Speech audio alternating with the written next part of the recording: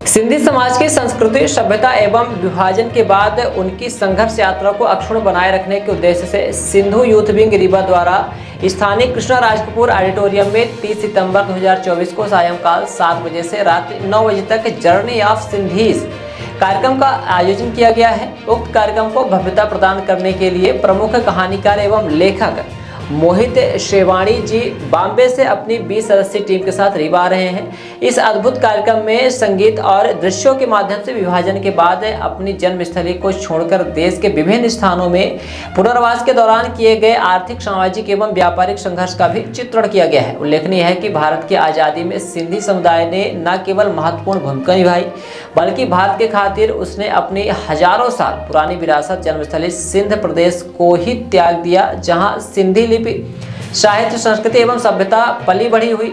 इस शो में AI visual के माध्यम से ऐसी अनूठी जानकारियों पर प्रकाश डाला जाएगा।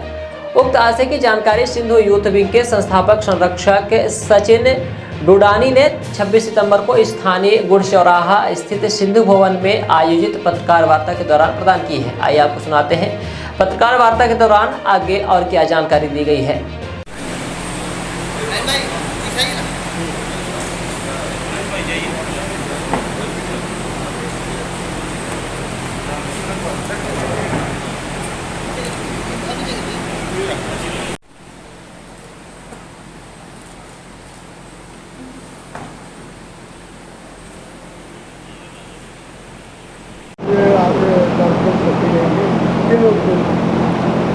इस कार्यक्रम का उद्देश्य है कि हमारी जो पीढ़ी है, युवा पीढ़ी है, यहाँ जो हमारे बड़े हैं, उनको पूरी सिंधियत की जानकारी देना। जो हमारे 30 त्योहार हैं, हमारे रीति रिवाज हैं। 1947 में जब हमारे देश का विभाजन हुआ था, सारा हम लोग त्याग देकर यहाँ पर हमारे बड़े बुजुर्ग आए थे, तो कितने संघर्षों के बाद यहाँ पहुँचे हैं। खाली हाथ वहाँ पर उन्होंने कैसा अपना सब कुछ त्याग दे दिया भारत आने के लिए। उन्होंने अपनी ज़मीनें, अपनी नौकरियाँ, अपना सारी चीज़ें उन्होंने वहाँ त्याग देकर भारत आने के लिए, भारत के लिए उन्होंने त्याग दिया और यहाँ भारत आए।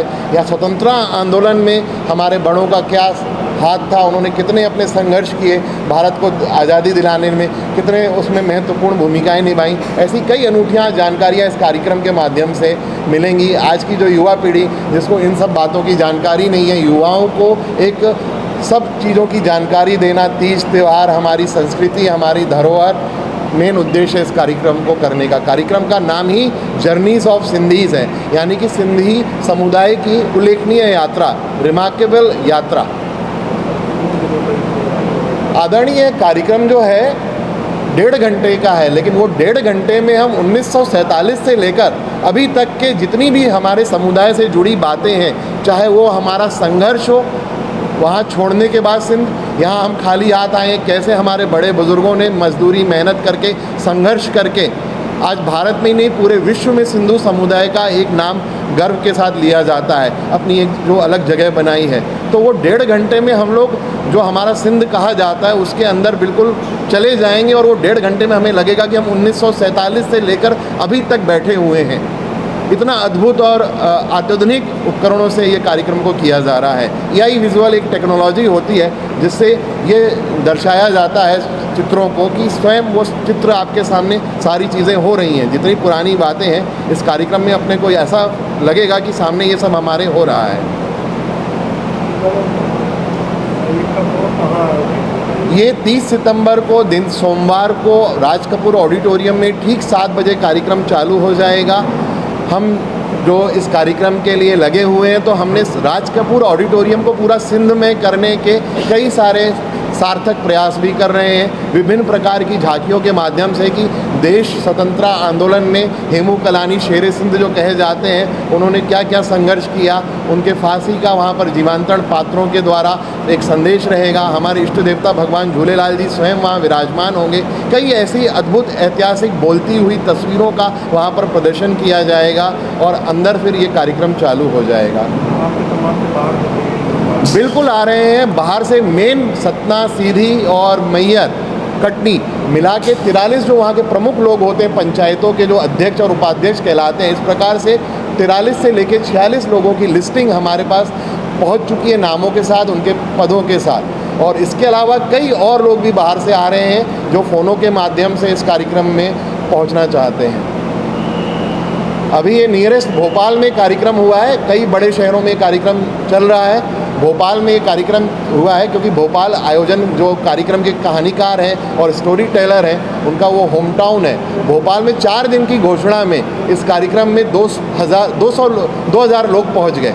1500 की सीटिंग है रविंद्र भवन में, लेकिन 2000 लोग इस कार्यक्रम को पहुंचे। और आप पत्रकार बंधुओं द्वारा और मीडिया बंधुओं द्वारा इस कार्यक्रम के महत्व को देखते हुए और समझते हुए, इसकी गहराई को जानते हुए कि इसमें कई ऐसी अनूठी जानकारियां मिल रही हैं, कई ऐसे अद्भुत इसमें कार्यक्रम में दृश्य दर्शाए गए हैं। इन्होंने पूरा फ्रंट कवरेज दिया। मीडिया ने कार्यक्रम के पहले और कार्यक्रम के बाद होने के बाद सभी पेपरों में, सभी इलेक्ट्रॉनिक चैनलों में इस कार्यक्रम को प्राथमिकता दी और फ्रंट पेज में पूरा फुल कवरेज दिया इस कार्यक्रम में, क्योंकि इसमें कई ऐसी अद्भुत जानकारियां मिल रही हैं, कई ऐसी अनूठी जानकारियां मिल रही हैं जो हमारे बड़े बुजुर्गों को भी नहीं पता है।